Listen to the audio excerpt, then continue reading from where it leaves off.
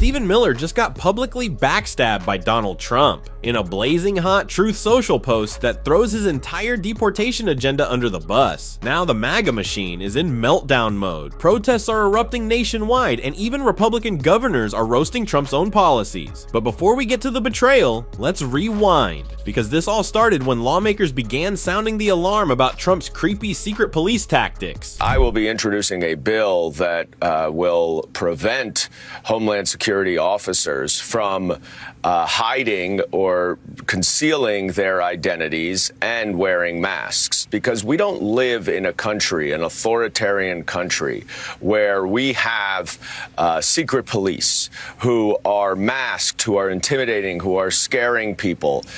That's the stuff of authoritarian states. That is not the stuff of that's not how the United States operates. And that's really where this is breaking down, is the combination of these Gestapo-like tactics with the fact that these are nonviolent, non-criminal immigrants doing things the right way. And that's why you're seeing protests all around the country. It's not that they're protesting that people who have convictions are being removed. They're protesting that they're going after all of our communities, and they're undermining the legal process. If you want to reform asylum, come talk to me. I would love to do that. It's a broken process, but we have to follow the law, and Donald Trump is not following the law. He is inciting more fear, he's using more intimidation, and he is trying to inflame a problem so that he can, in my view, say that this is an insurrection, and that he can essentially say that the United States is a victim of some invasion and insurrection, which is completely bogus. But that's where he's going with this. And he's trying to make things worse with, I think, illegally sending in the military, which clearly violates the Posse Comitatus Act. And that's the problem that he's going to run into. And there's a court appearance today where we'll shed some light on that. Dan Goldman just pulled the fire alarm on what looks like Trump's dream scenario. ICE agents in masks rolling up like it's a third world dictatorship. And surprise, the brains behind this cosplay authoritarianism, Stephen Miller. The man's entire personality is built around deportation spreadsheets and spite. He's been breathing down ICE's neck, demanding more raids, and not just any raids. He wants them loud, chaotic, theatrical, because if it's terrifying, it's working. This isn't about public safety, it's about turning fear into policy and ignoring the law to do it. And the public, they've had it. Even Trump's base is looking at this like, maybe not. Here you can see that the public has enough. And guess what? The American people don't like it. Of course they don't. Today, Quinnipiac is out with new polling showing that Donald Trump's job approval is underwater by 16 points. On immigration specifically, he is underwater by 11 points. This is the guy who ran on the strength of his immigration and border policy. On deportations, he's underwater by 16 points. Turns out, empowering and militarizing ICE, pulling people off the streets, sending the military into communities, is not what the majority of people in the country want to happen. No kidding. Turns out turning ICE into a paramilitary force isn't winning hearts and minds. Who could have guessed? Trump built his whole brand on tough on immigration, and now he's getting wrecked in the polls because of it. Even deportations, his supposed strong suit, are dragging him down by double digits. It's like America saw the trailer for Deportation, the movie, and decided to walk out before the popcorn was even warm. People aren't just disagreeing, they're fed up, and when Americans get fed up, they hit the streets. Now let's take a look at the crowds rising up. And there's been an outcry in response. I mean, since Friday, we've seen massive protests all across the country. What you're seeing on your screen now are protests in San Francisco, Denver, DC, Chicago, New York, and Philadelphia. It's not even just the big metropolitan blue cities where we're seeing a lot of this. This is Oxnard, California, Louisville, Kentucky, Baltimore, Maryland, Raleigh, North Carolina, Columbus, Ohio, Dallas, Texas. This is Portland, Oregon, El Paso, Texas, Meriden, Connecticut, St. Louis, Missouri, Milwaukee, Wisconsin, Kansas City. All across the country, people are mad. but the core of the protests is still in downtown LA. When people in Louisville, Portland, and El Paso are all chanting in unison, you've officially united the country, just not in the way you wanted. Trump's deportation circus has been DOA since the beginning. Stephen Miller promised record-breaking crackdowns, and what did they get? Embarrassingly low numbers and a whole lot of lawsuits. Fact is, border crossings were already dropping, especially under Biden. So what did they do? Switch to pure theater, send ICE out like they're starring in a dystopian reboot of Cops. And now, Trump sees the backlash and suddenly, Stephen who? Check out this post. Trump just threw his own policy and Miller in the trash. Trump wrote on Truth Social, "Our great farmers and people in the hotel and leisure business have been stating that our very aggressive policy on immigration is taking very good, long-time workers away from them, with those jobs being almost impossible to replace. In many cases, the criminals allowed into our country by the very stupid Biden open borders policy are applying for those jobs. This is not good. We must protect our farmers, but get the criminals out of the USA. Changes are coming." Oh, look, who's suddenly worried about hotel workers and farmers. Trump just accidentally admitted his own immigration policy is a total disaster, and in doing so, he basically lit Stephen Miller's entire career on fire. This is the same guy who wanted to deport anyone who blinked near a border, and now, Trump's whining that his very aggressive policy is hurting businesses? Translation, Miller's out. MAGA's cruel little architect just got evicted by his orange landlord, and online, people did not hold back. Some even turned Trump's meltdown into straight-up comedy gold. Just watch this. Governor Newsom immediately responded to that post, writing, "Turns out chasing hardworking people through ranches and farms and snatching women and children off the streets is not good policy." Governor Newsom's press office also chimed in, writing, "Point of view, Stephen Miller seeing Trump tweet that he's backing off deporting hardworking families for now." Ouch. You can practically hear Miller screeching from his lair. This wasn't just a bad day. This was a total collapse of the one job Stephen Miller was hired to do. Immigration cruelty? That's his whole thing. And now even Trump is backing away from it like it's contagious. It's exactly what progressives like AOC have been saying for years. Trump's immigration policies were never widely loved. We just weren't being loud enough about how awful they were. But now, that silence is over. Leaders are calling it out, communities are telling their stories, and the backlash is so strong, even Trump is ditching his Nosferatu-looking sidekick. Miller's being humiliated, not just by the public, but now by his own boss. Brutal. And guess what? He's not the only Trump loyalist eating dirt today, because just hours later, Scott Bessent showed up to defend Trump's so-called big, beautiful wall. Spoiler, it was neither of those things. And Bernie Sanders, he absolutely torched him right here.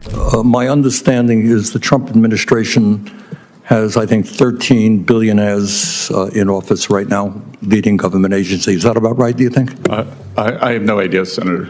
I think that's what the number is. Do you think it's a coincidence, given the large number of billionaires in the Trump administration, that this particular piece of legislation would provide $235 billion in tax breaks to the top 0.2% by expanding the exemptions in the estate tax?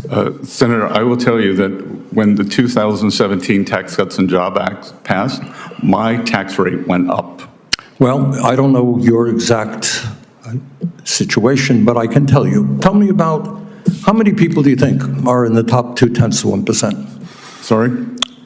Number of people in the top 0.2% who would benefit from this particular $235 billion tax break. Scott Bessent walked into the Senate thinking he could spin Trump's billionaire tax agenda and immediately got steamrolled by Bernie. Bernie asks a simple question. How many billionaires are running the government? Bessent basically shrugs like he forgot his calculator. Then comes the kicker, a $235 billion tax break for the top 0.2%. And Bessent's defense, well, my taxes went up. Oh, congrats. It's like watching a Monopoly mascot try to testify under oath. And Bernie, he's had enough. Bessent's dodging is about to set him off. And next, Bernie starts dropping truth bombs like it's a fireworks finale. Well,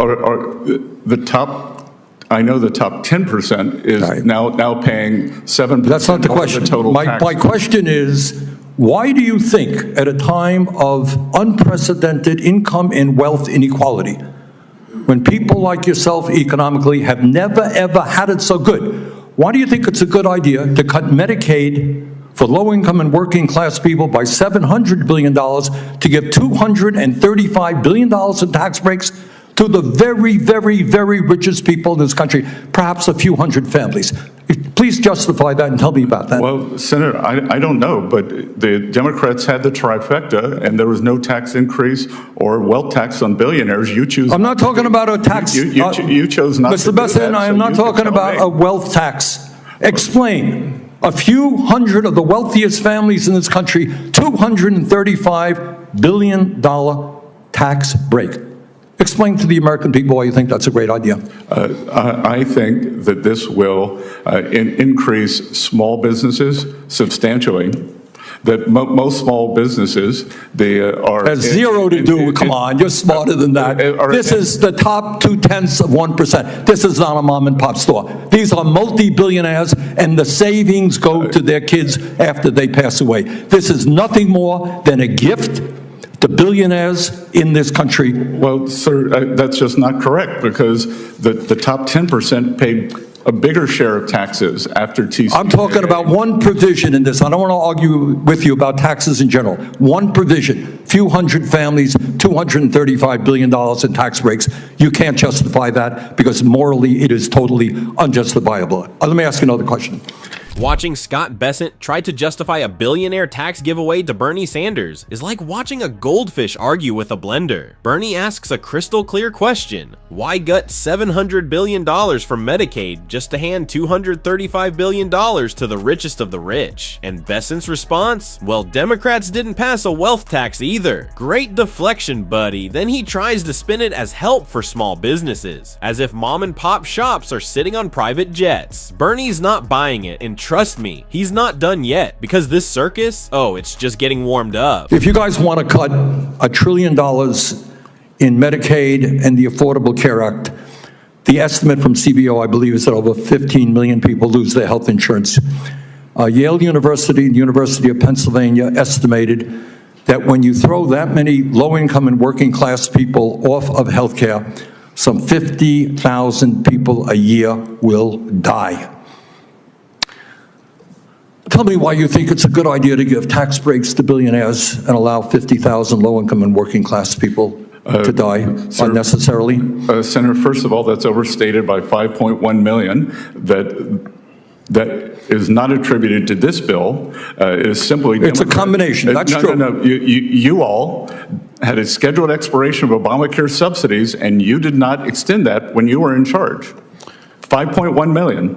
1.4 million illegal aliens on Medicaid. All right, and there are work requirements. And our goal is to get more money to children and mothers.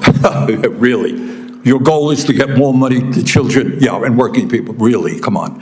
Bernie asks why 50,000 low-income Americans should die each year just so billionaires can get tax breaks. And Scott Bessent's response? Well, actually, it's only 44,900 if you squint. This man really tried to justify mass healthcare cuts by blaming undocumented immigrants and expired subsidies. And then, in an Oscar-worthy performance, he claims the goal is to get more money to children. Right. After slashing Medicaid like it's a clearance sale, Bernie doesn't even need a mic to drop. He's just burning this guy alive with facts. And here comes the last part. Do you know how many people, and I was surprised to hear this, I don't know if you know it or not, how many people lose their jobs every year, quit, get fired or whatever? Do you have any idea? Well, there's something called the quits rate, and so when the job market is strong, more people quit. But yeah, I was surprised that I just researched this.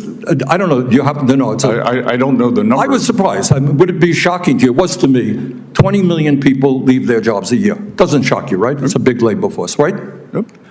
So somebody leaves the job, maybe they move, maybe something happens in their lives, right? We have a lot of transition in the labor market, correct? Maybe they get a better job. Right, exactly. Maybe they do. Or maybe they have to stay home, their wife gets sick, whatever, we don't know. But 20 million people lose their jobs in a given year, leave their jobs in a given year. Are those people lazy?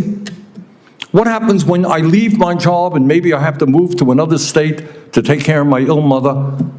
And I desperately need Medicaid. Am I too lazy now to be able to get Medicaid? I think that's a mischaracterization of the work requirement. Really? Well, I'm not quite so sure. So let's get this straight. Scott Bessent just admitted that 20 million Americans leave their jobs every year, and somehow he still thinks slapping work requirements on Medicaid is a genius idea. Bernie lays it out perfectly. What happens when someone quits to care for a sick parent or moves across the country for a better life? Are they suddenly lazy because they need healthcare during a transition? This isn't about accountability. It's about punishing poverty, and Bessent's attempt to spin it just proves how deeply out of touch the Trump team really is. And believe me, the unraveling is just getting started, so if you enjoyed watching Trump's economic cronies get exposed, don't forget to like, subscribe, and hit that bell. We've got plenty more chaos to cover, because what happened next? You won't believe it. Click on it.